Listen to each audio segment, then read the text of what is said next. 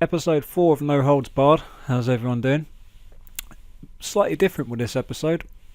If you're watching this instead of listening to it, you'll notice there's a little bit of gameplay in the background. I've recently been bought a HD PVR as an early Christmas present, so there's a bit of WWE 13 gameplay on the PS3 for you to watch, as well as you listen to my beautiful voice talking about what's been going on in the world of pro wrestling. Raw previously, it was quite newsworthy. There were some good moments, but then again, a 3 hour show, it dragged out. I cannot wait until they get back onto these 2 hour shows, or maybe even an hour and a half. 3 hours is far too much. Bear in mind, you've got your SmackDown, you've got your Slam, main event, NXT. There's just too much, and it's not good enough. You know, if they had a really big roster full of major superstars, then they could get away with doing this, but at the minute, it just drags, and I think the people in the crowd sort of quiet down as the show goes on. I can't remember a lot of Raw, because I didn't take notes and it just didn't hold my interest. So I didn't take a lot of notes. I'm just going to skim through all the important newsworthy stuff.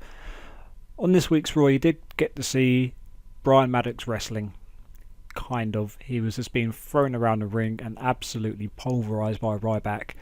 Quite a boring match, but it had a bit of meaning to it. You know, Ryback gets his revenge. They finally solved that issue, because we went a week's worth of Raw without knowing what happened to Maddox. You know, CM Punk said, no, it was nothing to do with me, and then next week we heard from Maddox. So I'm glad they've dealt with it and not just brush it to the side or forgot about it. The old anonymous Raw GM sort of springs to mind there. You know, there's no sort of wrapping up of storylines. I'm glad they've finally done that. It was quite funny to see Maddox get absolutely pulverised. Ryback just beat the shit out of him, threw him outside the ring. He was about to walk off, and as Maddox was being put onto a stretcher, he turned the stretcher upside down, beat the shit out of him some more, picked him up, chucked him in the ambulance and said, done. And I think that was quite a nice touch. It shows how dominant Ryback is, and I thought maybe there might have been this weird little twist somewhere where Maddox gets his contract, but I'm glad he didn't, because he's a dick. There's no point in him. He's got no charisma. He just seems so fake. I'm glad he's not a full-time character, but that might not be the last I've ever heard of him. You never know. He could crop up somewhere else. I mean, is he still referee? They've not addressed the referee situation. They said he was suspended for his actions, but they've never publicly fired him. And maybe I'm missing something. Maybe on WWE.com they said we've fired Maddox. I don't know. So he may be back as a referee at some point. I'm not too sure. I'm going to go through some of the matches. I mean, I remember Randy Orton versus Dolph Ziggler opening the show, and Randy Orton done something, and then it turned into an Orton versus Ziggler match. Orton won, if I remember rightly, and then it turned into a tag team match because Kingston come to make the save. And that's it. It turned into Orton and Kingston versus Ziggler and Del Rio. From what I remember, it's a decent match. You've got 4 good workers in there. It should be a good match. Randy Orton, superb in the ring. He's one of the best top stars wrestling-wise. You know, if you look at John Cena, not a great wrestler. CM Punk's amazing. Daniel Bryan's amazing. Big Show, shocking. It's good to see that Randy Orton, he's a big star, but he's also a good wrestler. It's not just his look, if you know what I mean. He can back it up with some good wrestling, which is good to see. Randy Orton, I think, should be heel. I think we're waiting on that. I mean, with The Miz supposedly turning face, which came along earlier in the show, you know, do they need to replace him with another heel? I don't know what they're going to do, but I think Randy Orton works best as a heel. He's a bit like CM Punk. He's a good face, but he's an awesome heel. His Legend Killer days were brilliant when he was stalking the McMahon family, taking them out one by one. That was brilliant. If they can give him another faction, like another Legacy or something like that, that could really work for Randy Orton. And now that he's back full-time on the road, seems to be enjoying his work again, but he is on his final strike for the wellness policy. One more drug policy breach from Orton, he's gone. There's no getting round it. They have to do it, because they have to be seen to be making an example of people who take advantage of the wellness policy. 2 strikes he has currently. 1 more and he's gone. I think 3's too many. And a lot of other sports organisations laugh at WWE for their 3 strikes and you're out routine. A lot of places cut them off. Gone, you're a druggie, piss off. And Orton is so lucky. Another superstar that's on the verge of being sacked from a wellness policy violation is Rey Mysterio. So they've got 2 big stars. Maybe that's why they're not getting a huge push. Can they trust them? You know, if they give them the title and then they get caught smoking dope again, or taking drugs that aren't on their list of safe drugs to take, because there are painkillers out there which they say you can't take. So if they get in trouble with that again, they could be gone. I'm going to sneeze. Excuse me. Jesus. So Orton needs to be careful. Maybe that's why he's not had a World Heavyweight title push in quite a while. So yeah, Kofi Kingston, another good worker. He was Orton's tag team partner. Dolph Ziggler, we all know what Ziggler can do. He can just sell, and sell. He makes every move, every bump just looks so painful. You know, sometimes you cringe, you're like, oh, that must have hurt. But he does it in such a safe way. It looks awesome. It looks like it hurts, but actually he's not too bad. You know, he's a really good actor, if that makes sense. Del Rio, he needs to come out on top of this feud with Randy Orton. We need to start taking Del Rio seriously, because his pay-per-view record with feuding is awful. To be taken seriously as a bad guy, he needs a big win against, well, he's feuding with Orton. So he needs to beat Orton. That's what I would do, because myself as a fan, I can't take him seriously because he keeps losing. He's the big mouth that can't back it up at the minute, and that's got to change.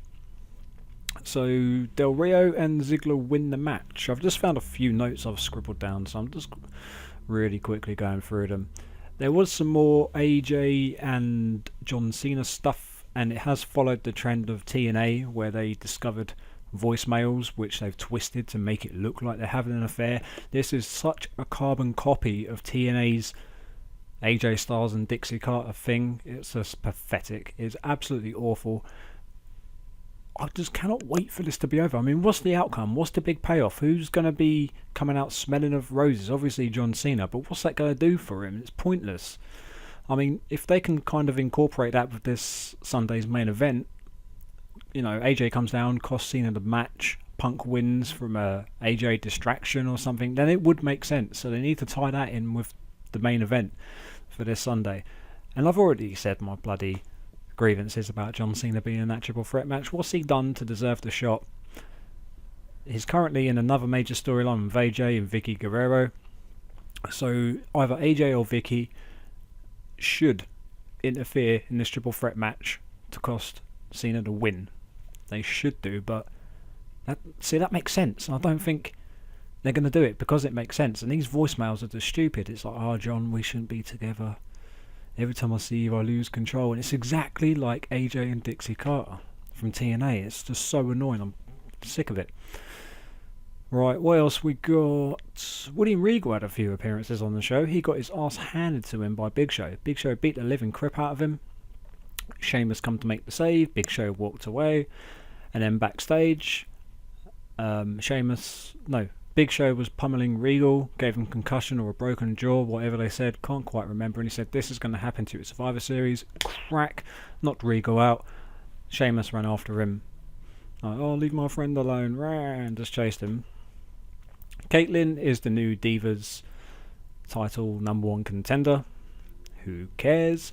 I did see one of their little YouTube shows, what's it called, WWE Download or something? No, not Download, the Ziggler's one, Backstage Pass or something like that, where they interview them as they come out from their matches, and Caitlyn just looks so nervous. She kept stuttering over her words. I know I stutter over my words, but I'm not on television, technically.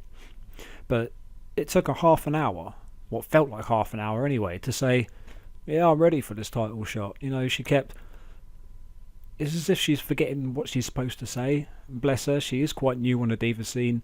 I'm becoming more attracted to her as the weeks go on. I think she's quite hot, but she needs to lay back on the makeup. But I think potentially she's another Beth Phoenix kind of character. She's quite strong. She ain't bad in the ring. She's not as bad as most of the other people I've previously had. She could be quite a big thing on the diva scene. And they need to start building up this Divas division. They've got Sarah Del Rey training up the Divas, so they should become better workers in the ring. It's a shame they let go of Karma. It's a shame they let go of Beth Phoenix. And it's a shame Natalya isn't wrestling more. If you had Karma, Phoenix, Natalya, put Sarah Del Rey in the ring, she's good. For those that are listening, YouTuber, she's one of the better female wrestlers out there. You got a few Divas down in the old NXT division. Unfortunately, Eddie Guerrero's daughter moved on to TNA to be with her uncle. Okay, how are they related? Chavo Guerrero and Charles Guerrero. Whatever, but they're related, so she's gone over there. So they've lost another potential diva there. You've got some English bird from Norwich. I know Tom's grabbing a bucket as soon as I speak here, but she's from Norwich, but she is hot. Fingers and toes all in the right places, and she can wrestle, so if she comes up, that could be quite cool. So the Divas division has potential, it just depends on how they go with it.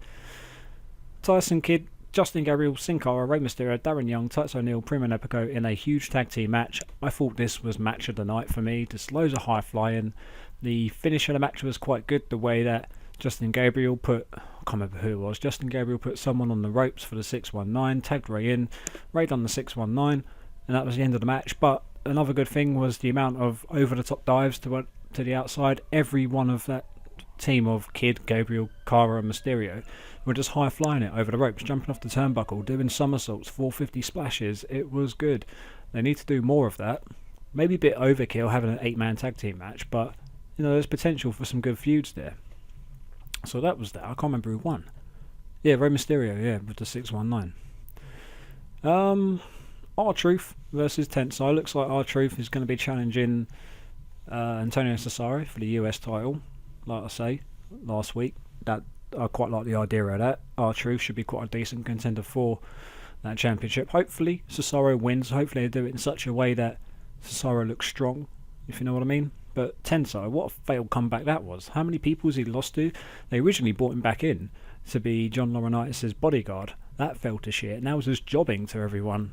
What? And the Tensai gimmick is crap. Why not just come out as A-Train again? A-Train was sick back in the day. Just a big brute that used to beat the crap out of people. Used to be good in the ring, good on the mic. But now they don't let him talk. He looks like some Japanese cartoon character. And he can't wrestle because they don't let him get any offense in. It's such a shame. That could have been such a really good comeback. So R-Truth beat Tensai, had a bit of a thingamabob with Cesaro out the ring. What did he say? Knock knock. And Cesaro's like, what? Who's that? He goes, Europe.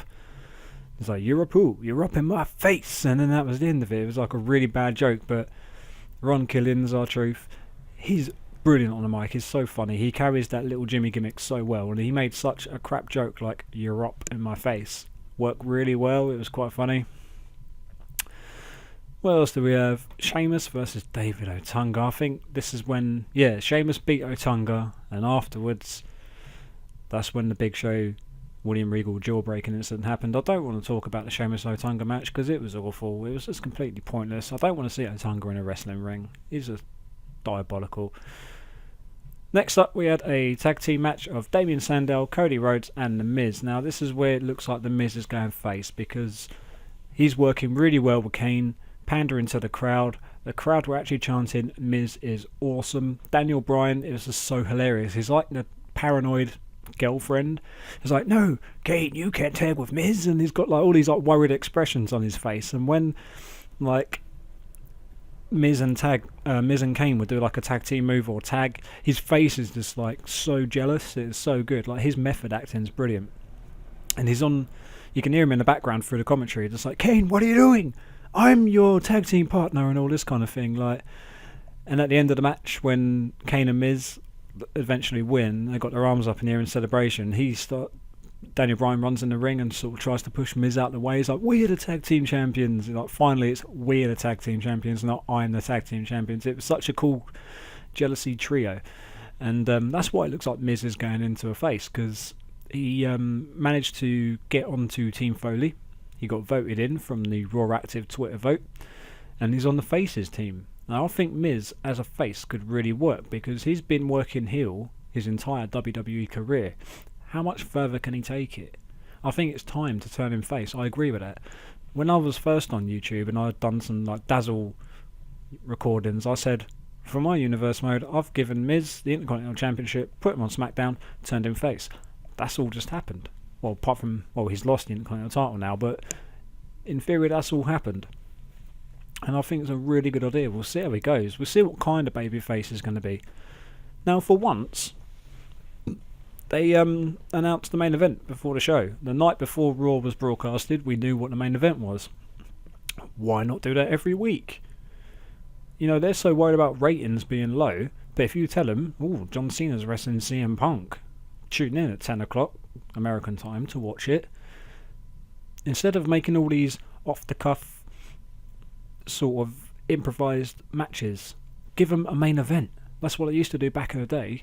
Tune into Monday Night Raw tonight and you'll see Jake the Snake Roberts versus blah blah blah. You know, they always give you a bit of notice so you know what's going down. And I hope this is a regular thing. I can't even remember watching the match. I don't think I did. I know John Cena won, but I can't really remember it. But for me, I can't believe I've not even spoke about it yet, but I think the main point of the show, Jerry Lawler coming back, it was sad to see Jim Ross walk away and leave the second half of the show to Cole and Lawler. I think a three-man announced team could really work. JR, Lawler and Michael Cole. But they're not going to do it. I don't know why not. I'm going to take a quick sip of my tea. I'm gasping. So JR's back down at NXT, scouting the new talent, which he does really well. I mean, over the years, he's found some tremendous superstars. And if they've got him looking after the under-19s, if you know what I mean, like, it could work out really well. So keep him down there, fair enough. But I want to see him on Raw every now and then. There's no harm in having him doing both. Doing commentary for Raw and commentary for NXT. I think that's completely doable. So yeah, but the main event really for me of the show, like I say, Jerry Lawler coming back, doing a big old like return speech, interrupted by CM Punk. CM Punk strolls down to the ring and he says, "Shut up, Lawler." Starts like having a go at Lawler. And then you see Paul Heyman in the background coughing and like really having trouble with it. And Punk's like, "Paul, you're right." And Paul falls to the floor and he's coughing and he's rolling around and he's like, looks like he's having a heart attack.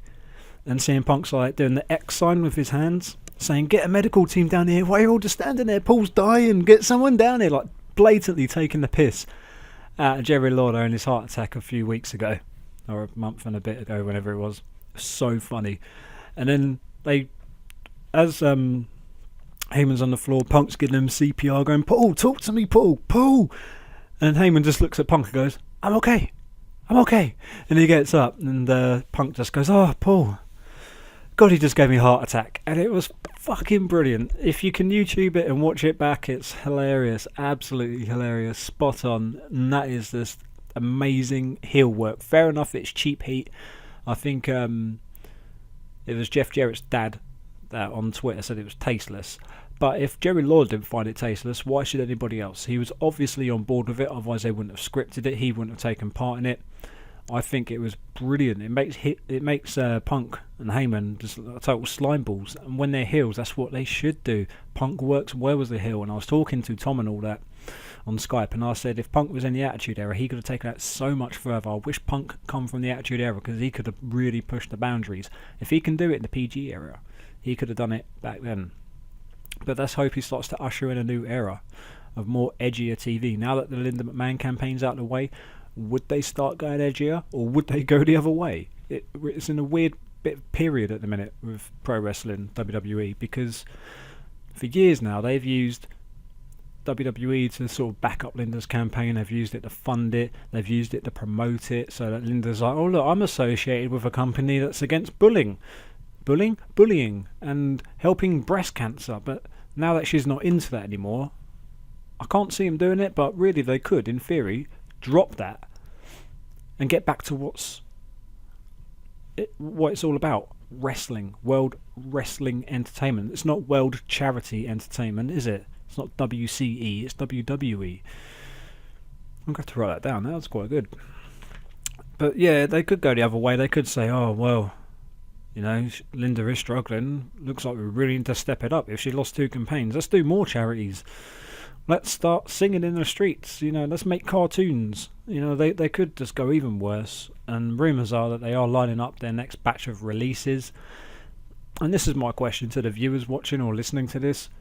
With WWE's releases coming up soon, they do it every year. Who do you think on that current WWE roster is due for release? Let us know. I won't say mine just yet. I'll see what you guys say, and then we'll discuss it on the next show. I want to try and get like a bit of a topic going on each show. So on this episode it's releases. Who do you think's up for release? Sorry, I will say mine. Mason Ryan, Ezekiel Jackson. No one else springs to mind in a bit. Ezekiel Jackson, Mason Ryan. Who else haven't we seen for a while? Alex Riley. Yeah, them three. Riley, Jackson and Ryan. I reckon they're going. Who else do you reckon's going? And now we can move on to talk about this Sunday's pay-per-view Survivor Series. I can't remember which one it is. Is it the 25th or 26th annual Survivor Series? I think only 2 matches have been confirmed, which is poor. I mean, I'm digging around to see if there's anything there, but like for all I can see, it's just 3 matches. Sorry, the Survivor Series match: Team Foley, Team Ziggler, Sheamus and Big Show, and then CM Punk, Cena, and Ryback. For what I can see, they're the only 3 matches. But of course, you're going to have a US title match. You're going to have a tag team match. You might even have 2 tag team matches. You're going to have the Divas match and maybe an Intercontinental title defense. But that's all going to be done off the hip, from what I can see. If I'm wrong, I'm sorry, but I can't see any other confirmed matches around on the websites I look at for WWE News. I did see one bit of news saying that there's going to be a YouTube pre-show, and it's going to be 2 members of 3-man band, probably Jinder Mahal and Heath Slater, and they're taking on Gabriel and Kid. That's the YouTube pre-show. That's going to get you geared up for the pay-per-view, isn't it? Wow. Predictions for the title. I'm hoping Ryback. I'm hoping CM Punk retains to make it a full year as WWE Champion, but it would be just like WWE to say, one day short of a year's reign, we're going to give the title to John Cena. I'm just dreading they don't think like that. I hope CM Punk wins it, goes on to drop it to The Rock at Rumble, and we have CM Punk versus The Rock 2 at WrestleMania. But then again, they could do John Cena, The Rock 2. There's so many plans that I've been seeing around. I mean, the way I would book it is this. At the Survivor Series, AJ comes down to the ring to try and look out for John Cena. He turns his back. CM Punk with maybe a roll-up or a GTS. Ryback's off somewhere. He's dead. But distraction from AJ. Punk rolls him up, pins him, retains the title, goes all the way to the Royal Rumble, drops it to The Rock. And then I think really what should happen is you've got Punk versus Rock for the title. Punk wins it back, headlining WWE WrestleMania, which is what CM Punk has been saying for years he wants to do. He wants to headline WrestleMania, and there's no better opportunity for him to do that. For those that have seen CM Punk's Best in the World documentary, he says that a couple of times, that he dreams of main eventing WrestleMania, not appearing on it, defending the title like he did with Chris Jericho last year. Main event, be the main poster child. Tune in to WrestleMania to watch Rock versus CM Punk. I think that's just pure money right there. Book it. Do it. Do that. Do not do CM Punk. Do not do John Cena versus Rock 2. Don't want to see that again. You've not had a long enough build for it. The reason it worked last year is because you built for an entire year. You've not done that this year, so stick with Rock, Punk. Have them going against each other from Royal Rumble all the way up to Mania. You've got 2 months to build the main event there. Just go ahead and do that. I think Big Show will retain the belt against Sheamus, and I'm going to go with Team Foley for the old Survivor Series match, because it's Mick Foley. He doesn't come back too often. Let his team win. Maybe Miz gets the winning pinfall just to sort of reinforce the babyface push. And they must have confirmed R-Truth versus Antonio Cesaro. They must have. I've not seen it anywhere. Maybe they confirm it on SmackDown or something coming up. I don't know. But yeah, Cesaro to retain. I don't know who Kofi is. No, Kofi's in the Survivor Series match, isn't he? So yeah, he won't defend his title there. If Team Hell No defend their titles, I'd keep the titles on Team Hell No. But yeah, that's pretty much it for this episode. Don't forget to let me know in the comment section who you think is up for release. I said Riley, Ezekiel Jackson, and Alex. No, I said Alex already. Mason Ryan. Them 3. Who else do you think's up for it? In the comment section, let me know what you think of the episode. What are your predictions for Survivor Series? What do you think of the No Holds Barred series so far? If you've got any questions, I'm going to do some Q&A at some point. And actually, let me go and check on my last video to see if there are any questions. I'm sure there was 1 or 2. There must have been. Come on. No Holds Barred, episode 3. Click. Pause, otherwise that's going to play. Do you like Randy Orton? What's your opinion on him? By the way, another great video, Rick. Love these, mate. That's from Kaitano356. I did say earlier, I think he's one of the best top wrestlers. You know what I mean? As far as big names go, I think he's the best wrestler of the big names. Maybe minus Daniel Bryan, but he's not quite big a name as Randy Orton. So yeah, I do like Randy Orton. I do think he should go heel and get a decent push. And we got some funny UK crowd chants from Scott Mitchell. He used to be shy, now he's alright, walking in the Ziggler Wonderland. And your legs are made of sausages, your legs are made of sausages, Vicky Guerrero. From Brano354, who's your favourite heel of all time? Mine's the Sun, great vid, raw crowd, blah blah blah. Favourite heel of all time for me has to be Vince McMahon, purely because he just steps in, not anymore, but up until like 5 or 6 years ago, he was an awesome heel. And I think he's just amazing at sounding sadistic. That voice that he does when he's angry and having a go at someone. Like he was in a feud with The Undertaker for a match at a Survivor Series as well, actually, a Buried Alive match. And he's in the ring just going, "I'm going to rip your throat out." And it's the voice he puts on it. It's amazing. And he was always such a bastard. You know, some of the stuff he done, like the way he treats his kids, like when he was when he placed Stephanie McMahon in charge and he changed his mind, he wanted her to quit instead of firing her, so he would put her through so much shit, and he would body slam his daughter on the floor, and he would beat the crap out of her. The way he would just have loads of affairs over the years with like Sable, Trish Stratus, Tori, all in front of Linda McMahon, and just the cons he would pull on all the superstars that dare go against him. I think he is the greatest heel of all time. And what do you think of Linda losing the Senate seat again? That's from Mac Lavinema. Sorry if I got that wrong, probably did. All I say is, how can I put this? Gutted. Yeah. Spent over $100 million on 2 failed Senate campaigns. That's more than any politician in American history, apparently. And I just think gutted. Absolutely gutted. Hopefully you shut the fuck up, stop using our wrestling company as a backbone for your campaigns, and fuck off, quite frankly. Get Kane in there to bury her alive, you know. Go and get Big Show to give her a weapon of mass destruction straight to the skull. Just get rid of her. Let Vince focus on wrestling. Stop wasting your husband's money. So that's it for the questions. Yet again, more questions, feel free to whack it in the old comment section. This has been Long Holds Barred episode 4. Stay tuned next week for part 5 in a bit.